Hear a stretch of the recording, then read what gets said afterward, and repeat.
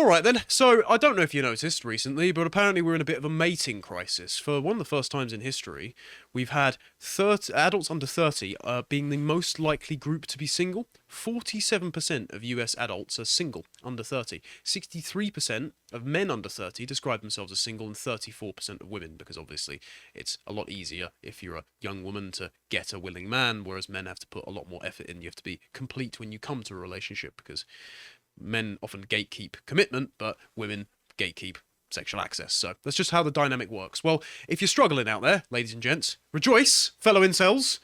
AI are going to start giving us wives. So ChatGPT is being developed to also generate chat-up lines and responses for conversations on dating apps and shortcut you to get to the dinner table. And there's also AI that are actually setting up your perfect partner to push her down the aisle. Not coercively, of course, because our robot overlords haven't quite stuck the gun in the back yet, but we'll eventually get there, I'm sure. Look, I want to examine the implications here and see if this will resolve the mating crisis, because this could be a white pill, or it could be horrifying technocracy like something you see in Black Mirror. So let's at least have fun with it. Well, the more things that change, the more things stay the same, I suppose. If you want to find out how to get yourself a woman the ancient Roman way, you can pay £5 a month, go and get all of our content on the website, and watch mine and Carl's podcast on ancient Roman red pill wisdom. So in this, I spoke about how Gen Z spend far too much time texting. We had a discussion about this before, didn't we? Not just one. Yes.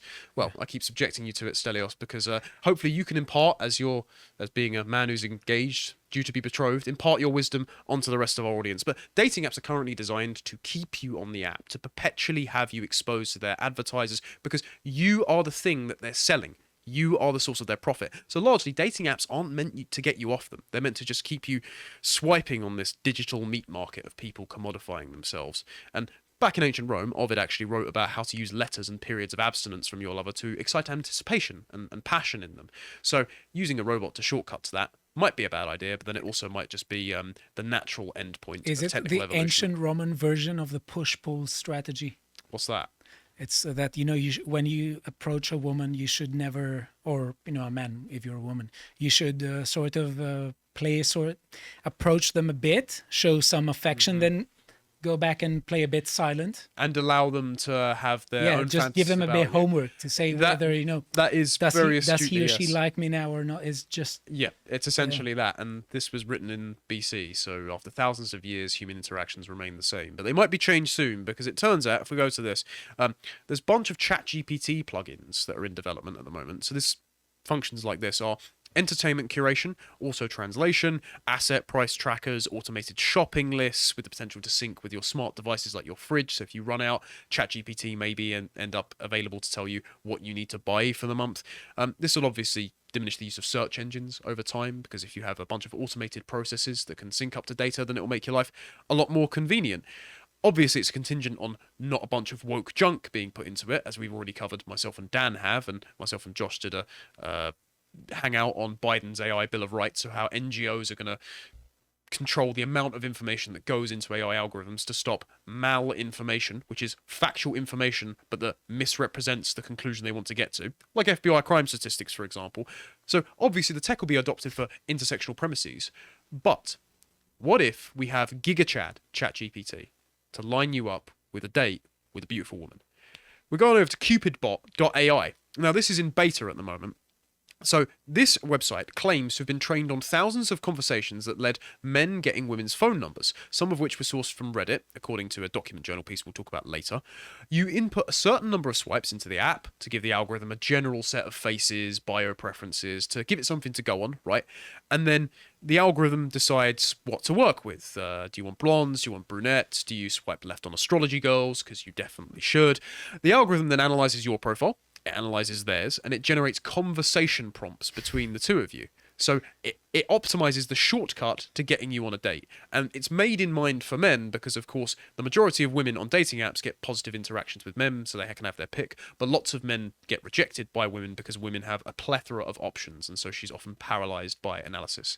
Now, currently it only works on swipe apps, and specifically Bumble. So if you want a woman to talk first, go for it, you're feminist, I guess. In future, it could actually possibly apply to prompt-based apps like Hinge. I see someone, Bailey, waitress. From Yes, UCLA we'll go on the. 2024. We can go if you want to go to the next one. Actually, John, we can look at some of the conversations here. So this is the example that it uses. So Bailey opens with "Hello, Mr. Italia." This is for our audio listeners, and the AI says, "Hey, you look like a heartbreaker." She says, "Definitely the opposite." The AI says, "You're the kind of girl I can introduce to my sweet Italian mother." She says, "Absolutely." So the AI says, "Cool, let's grab ice cream this week. Send me your number," and she sends her number over. Now, there are multiple images like this. If you just want to take a cursory scroll, John, this is how it works. There are lots of... Just keep scrolling while I talk, please. There are lots of examples of this actually working. We have no authentication as to the overall success rate yet. Stop smiling, Stelios. This is Skynet. Sky Scat. Obviously, it has various tone settings as well, which is quite interesting. So it can say you can have the cold approach, you can be flirtatious, you can be funny. It claims to have a 60% success rate, which sounds a little bit like Paul Rudd in Anchorman. 60% of the time it works every time, but there you go. It's a trap. It's bait. if you get any weird messages, they seem too good to be true. Don't answer. It's like when a guy would ask a girl out in secondary school, and when she'd say no thanks, he'd go, haha, my phone was hacked, my friend had it, it wasn't me that sent that, I hope it wasn't me. Oh god, I'm so ashamed. It has calendar integration. It also builds in your contacts from your phone, so it blocks people that you already know so that they won't match with you on this app and they won't know that you're using a robot to get women. And it has support for apparently all languages, so date abroad, be a passport, bro. I suppose it's 3 months for $15 a month, and then a monthly fee of $15. It's $30 a month for anyone joining after the beta. So the beta's currently open. It has Who calls spots. herself Kashish? Don't be racist. No, Anyway. no, it's not. It just reminds me of pot something. Then, sorry. It's always a joy to be on with you, Stelios. Anyway, before you get excited, it doesn't work on Tinder yet, which is what most people want to use it on. So if we go to the next one, please, John, from Document Journal. This has an update on this. After the publication of this story, the people working at Cupidbot had retracted previous claims that were on their website and in an interview with Document Journal that some of their engineers had worked at Tinder before because they were saying that that's the algorithm they based it on. A representative of Tinder had also confirmed that the group's founders are not former employees of Tinder or Match.com, stating that the service is not operational and has never been used on Tinder. So there's some questions as to the effectiveness of this. As you said, it could all just be BS, but it seems at least it's trending in that direction because ChatGPT would be capable of this. It's just whether or not it is executing at the rate that they believe it is. Yeah. Imagine people getting these emails from ChatGPT, and they agree on a date with ChatGPT, and they go on the date and they say, "I don't see you. Where are you?" Yeah. I'm everywhere. What if two robots start organizing it without their organizers realizing? Yeah. And they Where actually are set you? it up. Yeah. And so the robots start arguing between Yeah. each other. You've betrayed me, whereas the people have never met. That is truly dystopian. But the implications of this, whether or not it's properly up and running yet, as listed in this article, are pretty intriguing. So the app, which claims to integrate with Tinder and Bumble, has been in private testing since February. According to a spokesperson, its success rate is 1 out of 16. The marker of success being a real-life date. We focus on the dating lives of straight men because they suffer most from dating apps. So although Cupidbot can be used by anyone, we've built it with the average straight man in mind. They say, claiming that of all people, straight men are the ones who most need their help. You see the ideological contamination in this article. God help a lonely man, of course. Have no sympathy for those. What they fail to mention is, however, is the disproportionate risk women face when dating men. Okay, thanks. Yeah, don't date abusive men. That's why you shouldn't sleep around. But they would endorse that, so thank you for your stunning hypocrisy. The male-centric approach manifests in Cupidbot's marketing. On its website, the app promises to weed out attention whores... based. Those who use Tinder as an elixir of validation, I like that word, I'll be using that in future, phrase rather. The team later says, clarifying they don't believe women themselves are to blame. The problem is with dating apps, according to Cupidbot's spokesperson. It's the vast majority of users are straight males. This, coupled with the large differences in behaviour and motive, means there is an agonising asymmetry in user experience. Men struggle to obtain a single match after hours of swiping, while the average woman is inundated with them, leading them to swipe right only on the top 5% of profiles, an upper echelon of men who are less likely to ask them out. This creates a feedback loop in which, faced with the lack of matches, men relax their standards to increase their odds of a match, which in turn gives more women matches, further exacerbating the issue and driving them toward the same handful of highly desired candidates. We don't think any gender is at fault here, the spokesperson says, claiming the dating app structure fails both men and women. That seems like a very sensible, moderate take, actually. The perverse incentives of curating a false version of yourself and marketing it to the rest of the world and having these plethora of options, meaning that you never have to settle because you're always thinking the grass will always be greener out there, means that fewer and fewer people are finding an authentic partner to actually settle down with. And so we should change the dating game landscape, and it's not changing to actually service people. So how about we game the system a little bit and try and match people up? That seems like a sensible motivation, really. Yeah. So, funny enough, when you said, what happens if people are falling for this? Well, we have an article here. A woman has been wooed by ChatGPT. And she says, AI Romeos are scary. This is in the New York Post. Desperate men are turning to bots to do online dating for them and ensnaring unsuspecting women in the process. The phenomenon was even echoed on a recent episode of South Park called Deep Learning, which I haven't watched, but I did run it past Harry, and apparently that's true, that had been co-written by ChatGPT and depicted the show's main characters using the extremely popular AI tool to communicate with their girlfriends. As an initial step, users are asked to describe their dream dates to the AI on Cupidbot, but be it a sweet ice cream get-together, an intimate museum tour, or just a light-hearted chat over the phone. Cupidbot takes over from there. It automatically swipes on people that are congruent with the user's preferences. It uses transfer learning with MobileNet 3 to discern a user's type based on their previous matches and swiping behaviors. Sorry. The bot also uses ChatGPT-4, which is an updated version, to converse with matches via the dating app's direct messaging feature. Our goal is not to saturate dating apps with artificial conversations, and it's certainly not to objectify women, said the spokesperson, but rather to force dating apps to reevaluate how they operate and to facilitate the dating process for some people in the meantime. Must say sorry, but with the swiping, a friend told me that I haven't used these apps, and but a friend was showing me a woman that he really liked. And I said, why just swipe? What are you waiting? Yeah. And I thought he was saying swipe left if you want to say yes. Right, okay. Or right if you want to say no. Right. And I mixed it. And I said, just say yes. And So you did it for him? I disqualified And you her. ruined the love of his life, Stelios. I disqualified her. Yeah. He will claim his revenge someday, I'm sure. So this could actually minimize the amount of damage that people do to themselves before meeting the one eventually. If you look here at some interesting information. Sorry, I'm slightly losing my voice. This says, oh, I'm so sorry, that if you look at marital satisfaction, if you pull up the graphs, please, John, most men and women have the majority of lifelong marital satisfaction if they've only had one partner. And this tapers off pretty significantly with the more partners they get. So, if rather than trading sex for love in hookup culture, you can have AI allocate you a partner, you may have more long-term marital satisfaction. It's weird, though, that, there is a tendency to drop, a decreasing tendency. But, if you have more, 5 partners is the worst, 5 and 20. But between... If you have 6 to 10 partners, satisfaction goes up.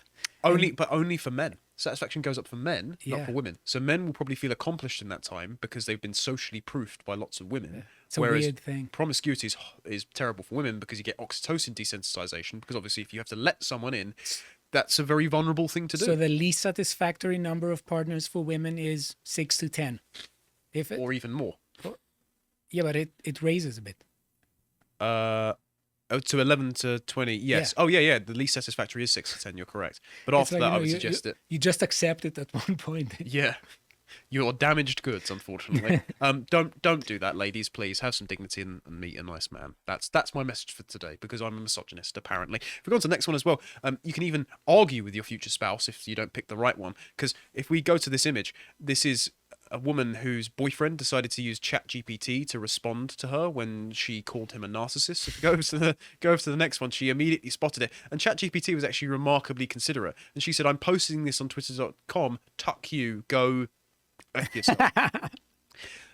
The opposite of love is not hatred, but is apathy, ladies and gentlemen. And nothing is more apathetic than using a robot to reply to your spouse in an argument. But to be fair, she does sound delusional, and she did post her intimate conversations online. So probably not the best person.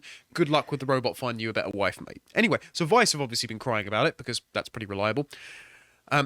Vice have said, The bot doesn't disclose it's a bot, the spokesperson said, so matches can chat with a bot extensively before they have any idea it's not a real human. We do strongly advise our users to tell the women once they've gotten their contact information.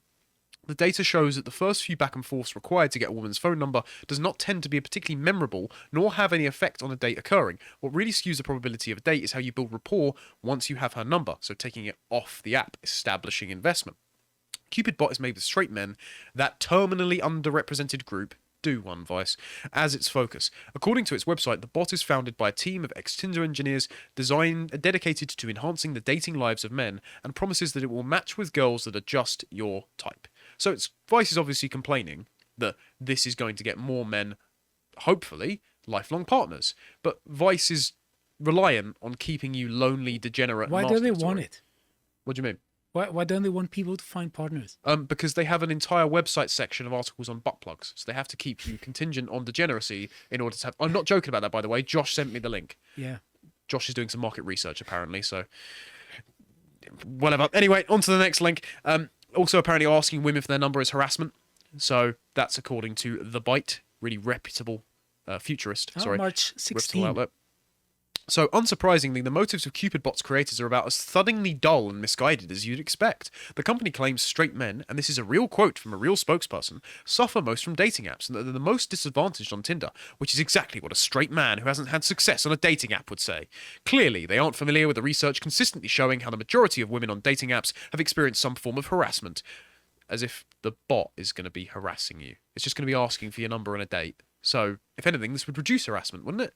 Oh no, because you want to keep people It would miserable. be fun. You had ChatGPT or the bot saying, "Oh, I love. How you doing?" Wolf whistling through the microphone. Possibly because they're the exact type of people that believe they're correcting the net social detriment of dating apps by creating an app that uses AI to harass women until they date them. So like the Gillette advert, where the guy walks out of the shop and puts his hand on a guy's chest, is going to go check out a girl. Talking to women at all is now harassment, apparently. Okay, women have harassed me plenty in my time, I suppose. But what if the two AI date each other? That's an interesting question. Like you said earlier, we're going to get the Black Mirror scenario. I don't know if you've seen this episode, Hang the DJ. I don't remember, but I've watched some weird episodes of that series. All of Black Mirror is pretty weird. The premise is excellent. So what ends up happening is people are consigned, date people that they have to date for a certain amount of time, and then they see if they're the ideal partner. And what ends up happening towards the end of the show is two of the characters break out and buck the algorithm. And you find out that this is a scenario that's been wargamed over time by the phone. And it cuts to real life of where it matches them up with the other person at the party. I think that it's weird. I can see a dystopian scenario. Go on. If we have a dystopian government that wants to interfere with people's liberty and they want to say that if you disagree with your artificially intelligent assigned partner, Yes. you are AI phobic. Possibly. I can see an even more dystopian scenario. You know how ChatGPT is really woke? It says trans women are women. Yeah. What happens if it matches you up with a trans woman as your ideal partner? Yep. Not great. Not great. But we're going to stay optimistic here, okay? Might save the demographic collapse of the West. We just got outsourced to computers. So it turns out we actually have an even better service, and it's called Keeper. Now, this one has been successful. It's not on dating apps. It's a matchmaking service that uses algorithms to bring people together, like a professional matchmaker or a community arm that pushes young couples together, like Mary Harrington keeps telling me that more women should be doing. Keeper says our matchmaking system combines the best of machine intelligence and human intuition using the latest in relationship science. Casual dating apps only satisfy short-term instant gratification, the empty calories of relationships. Keeper is for people who recognize the long-term commitment is what matters most. And in their values, it says, we don't deny nature. Humans are the product of millions of years of evolution. Evolutionary biologists have studied the way men and women act when seeking long-term partners. They behave differently, they have different preferences, different communication styles, and different ways of seeking long-term partners. Dating apps completely ignore sex-linked differences. As a result, the way they generate so-called matches has helped fuel a culture of hookups rather than of marriages. Keeper takes human psychology seriously, so we are realistic about how to match people for long-term success. So there are both free and paid options. For now, the whole process is handled via the website as well as text, phone calls and emails with our matchmakers, but eventually they'll build a fully automated self-service web app. So there won't even be people behind the screen. The algorithm will just run itself and you'll be matched up with your wife. It's quite interesting. So they've laid out their vision here, and this is the CEO talking. And he says that current options present limited information about each person, placing photos front and center. By reducing people to their appearances, they create a Pareto distribution where a few men receive almost all the female attention and vice versa to a much greater extent than what's natural. Keeper looks matter to Keeper, but so do hundreds of other things, and it presents you as a whole person, including everything that's important for evaluating a long-term partner.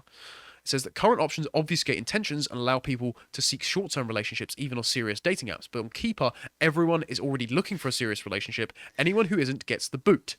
So it's like Sharia dating, but with computer. You don't sound too optimistic, Stelios. You're laughing.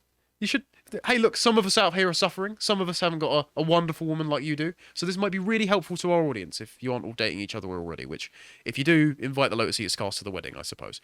Current options. Uniform and unisex profiles ignore individual preferences, sex differences, and the nuances of attraction psychology. But on Keeper, profiles are sex differentiated, how transphobic, and tailored to each user's preferences, emphasizing the traits that each individual cares about the most.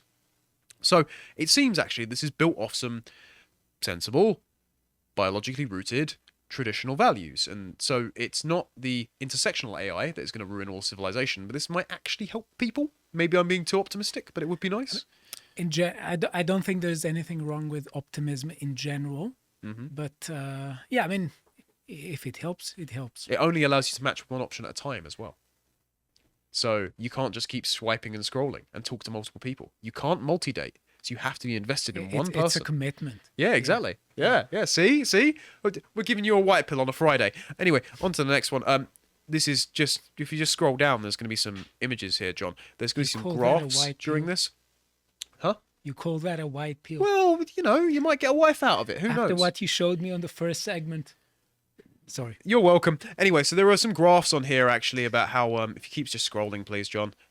Otherwise... Just keep going. Just scroll as I talk, please. There we go. So there's a fertility rate here. There's marriages per 1,000 people, and they're all on the decline. So if you use this resource as a reason as to why we may need our AI overlords to step in and have us start doing the baby making process, especially after lockdown, might be uplifting. And the reason it might be uplifting, and I wanted to end with this, is because we have our first AI arranged marriage. I wasn't lying. This couple used Keeper, and they got engaged, and they owe it to AI. So they say, this is Jake Kolosky, who is the founder of Keeper, it's partially inspired by the pro-natalist movement. We are firm believers that more people is a good thing, generally speaking. There we go. It was this aspect of the project that attracted Sarah Morris, a 29-year-old Florida-based real estate developer, to Keeper. The company's mission statement of picking up birth rates, that was an idea that really appeals to me, she told the Star. Having nuclear families is a net good and makes people happy. Her now fiancé, 36-year-old software developer from Hollywood, Florida, shares her views. Neither expected anything going to the app. I thought I'd die alone, Noah Milstein said. So, turns out that we're going to outbreed the left thanks to AI. I think that's pretty uplifting, really. So, turns out AI is returning us all to tradition. Go out, sign up, worship our AI overlords, and be happy, ladies and gents. If you appreciated that segment from the podcast The Lotus Eaters, you can go to lotuseaters.com to get access to all the premium contents on the site, such as the Symposium series, this episode on Nietzsche's Birth of Tragedy. If you'd like to find out what else has been put out, you can follow on Getter at lotuseaters_com on Getter. Thank you and goodbye.